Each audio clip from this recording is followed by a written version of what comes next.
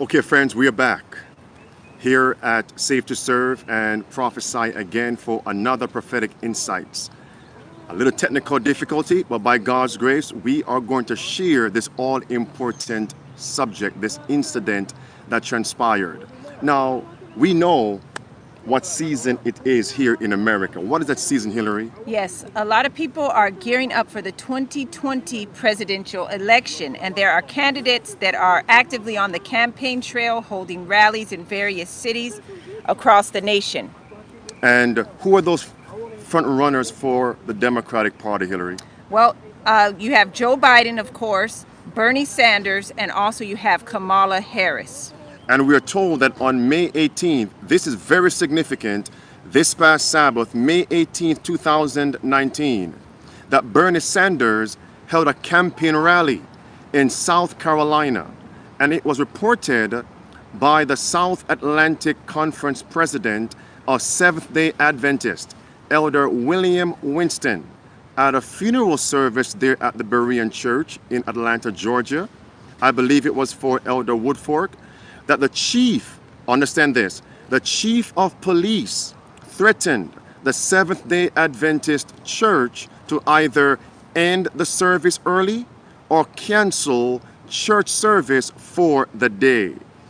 Now, take a listen to what's. God bless you. Thank you. You may be seated. I got a call on Friday afternoon. We have a little church down in a city called Denmark, South Carolina. And one of the elders at Denmark called me Friday and said, the chief of police has told me that we can't have service tomorrow. I said, the chief of police told you what? He says, well, Bernie Sanders is coming to town. And they're going to be blocking off the streets and highways. And y'all going to have to get out of here early, y'all can, or not come at all. Y'all can't have service. I said, you tell that fox that unless he has a court order, to shut us down, we will be in church tomorrow. And Elder Melvin Preston was the guest speaker. Things went fine. But you know, there's a day that's coming. But there's going to be some more police chiefs out there who are going to just on their own whim decide to close us down. But he sent me a message. He said, you tell your pastor, you tell your president that I'm the law in this town. Well, I said all that to say this.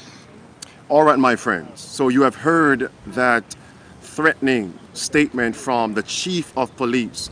And as the conference president, Elder William Winston stated, a time is coming when more police chiefs out there are going to decide to close down Seventh-day Adventist churches because, of course, they're Sabbath keepers. Now, is this prophetic? Is this biblical? We're told in the book of Daniel, chapter 3, verse 2 and verse 3, that when King Nebuchadnezzar erected that image and forced the individuals to bow down and to worship falsely, the Bible tells us the sheriffs were also a part of that movement to restrict liberty of conscience and to force people to worship falsely. It says this in verse 2, then Nebuchadnezzar, the king, sent together all the princes, the governors, the captains, the judges, the treasurers, the counselors, even the sheriffs, it says, and all the rulers of the provinces to come to the dedication of the image which Nebuchadnezzar the king had set up. And we know, of course, in verse 3 onward, what happened to those three Hebrews? Well, they didn't bow the knee, of course. They stood faithful. They stood faithful to God. And as a result, they were thrown into the midst of the fiery furnace. Even when they were threatened by Nebuchadnezzar, the sheriffs, the chief of police in that day? Right. They stood faithful. And did Amen. God stand for his children? Oh, yes, he did. The three Hebrew Absolutely. boys. And we know that in Revelation 13, there's coming another crisis regarding the worshiping of this image. That's chapter 13 of Revelation, verse 15, all the way down through verse number 17. And verse 2 of chapter 13 of Revelation, we're told the dragon, in this sense, the civil power, gave its power and seat and great authority to the papacy. And America, apostate Protestants, forms what to the papacy? Forms an image. So what we see in the beast will also be seen in the image. This power, this seat and great authority. And what are we told in Matthew chapter 8 and verse 9 regarding authority? Well, this is the account of the centurion that wanted healing for his servant. And he said, I'm a man of great authority. I tell people to go and they go. I tell them to come and they come. I tell them to do this and they do it. So what you see here is this police chief in South Carolina was exercising his authority just because he was the police chief without any court order, as the president said, without any rightful legal I'm lost for words, but yes, authority. Yeah, authority to do it. Now notice what this says in early writings, page 282. Then I saw the leading men of the earth consulting together, and Satan and his angels busy around them.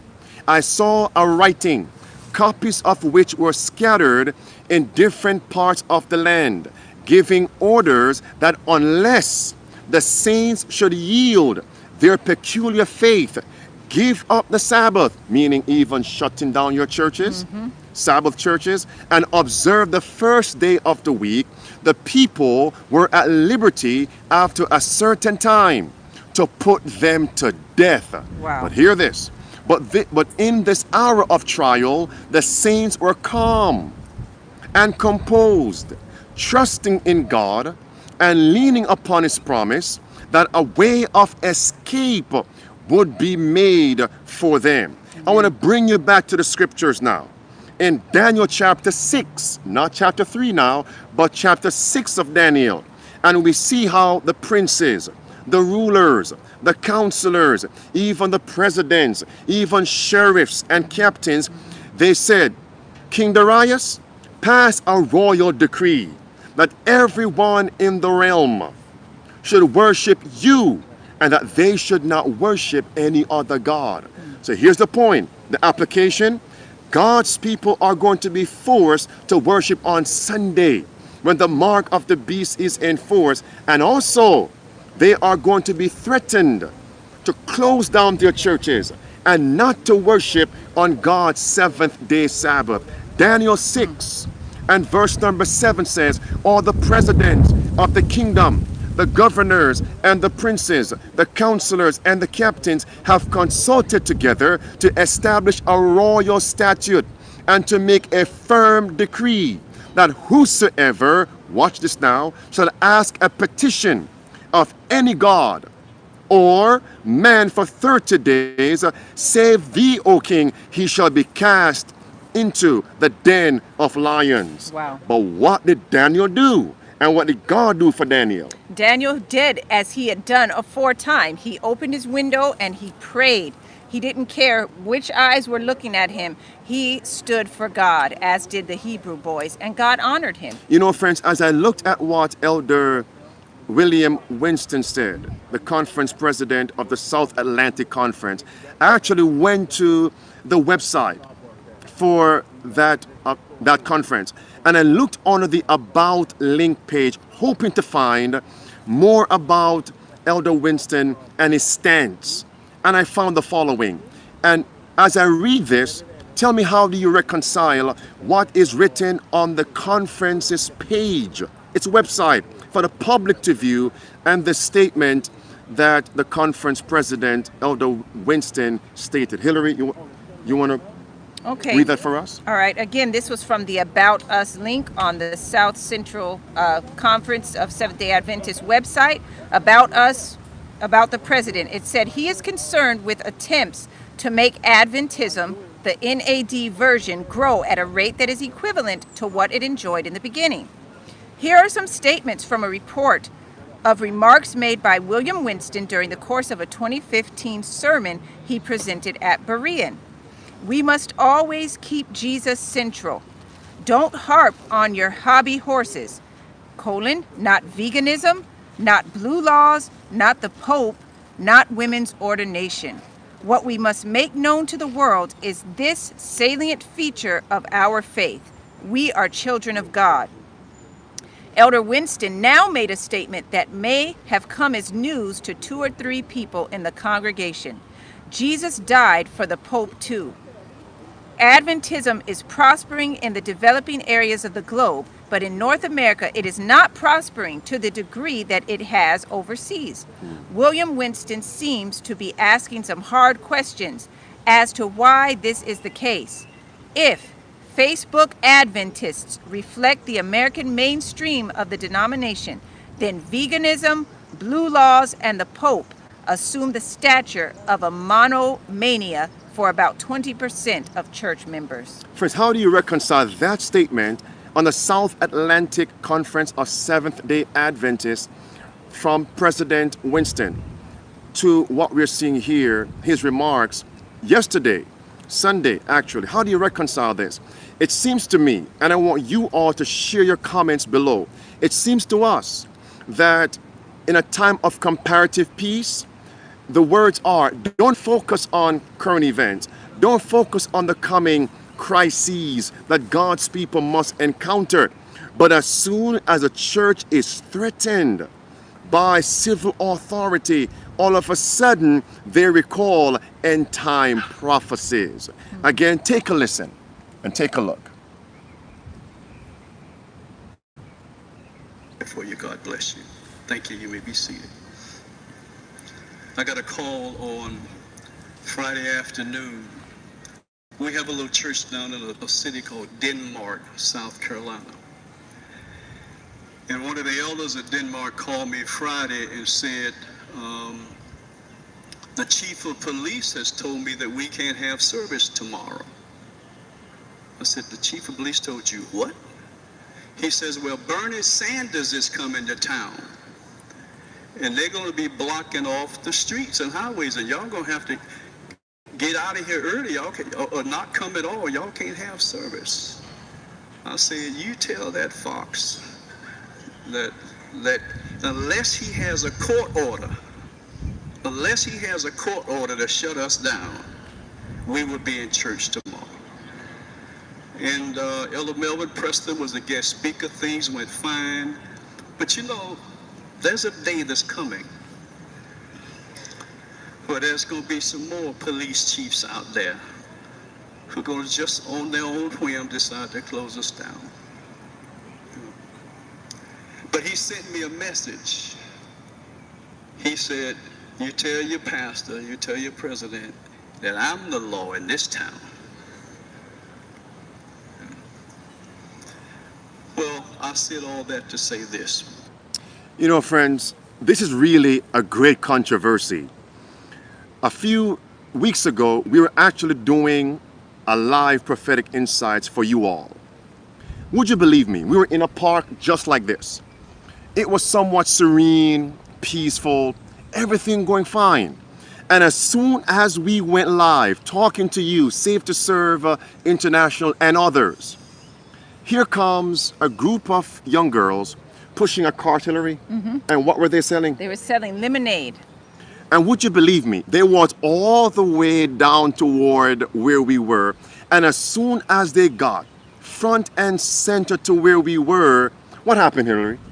Well, I guess the cart lost its balance and the lemonade, the glass container holding the lemonade, shattered. Right while we are sharing God's word. The great controversy.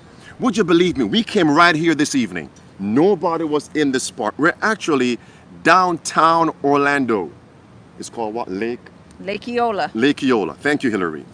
And would you believe me? We were here, no one around us. And as soon as we went live, people came right behind us, began smoking, began talking. above the natural tone and volume to create distraction. Now, we don't own the space, so anybody can come, but it's the great controversy. We actually went live a few moments ago before this, and something went wrong again. It's the great controversy. But friends, God is saying to us that we have to give the trumpet a distinct sound, that we have to work aggressively now, because the opportunities that we now have, we will not have in a few short months from now. So let's do all that we can to awaken those around us to get ready, get ready, get ready, stay ready. Maranatha. Again, give us your comments. Let's continue this dialogue in the comment section.